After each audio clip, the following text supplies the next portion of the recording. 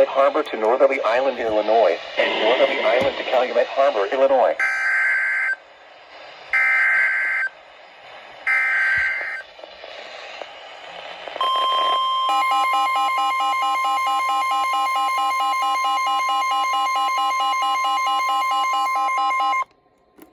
The National Weather Service in Chicago has issued a severe thunderstorm warning for western Will County in northeastern Illinois until 1:15 p.m. At 12:36 p.m., a severe thunderstorm was located over Elwood, or near Shanahan, moving northeast at 20 miles per hour. Hazard, 60 miles per hour wind gusts and quarter-size hail.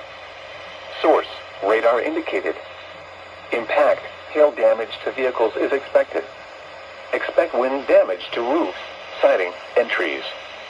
Locations impacted include Joliet, Orland Park, Tinley Park, Lockport, New Lenox, Palmer Glen, Mokina, Frankfort, Shanahan, Ingalls Park, Manhattan, Elwood, Rockdale, Goodings Grove, Crest Hill, Frankfort Square, Preston Heights, and Fairmont.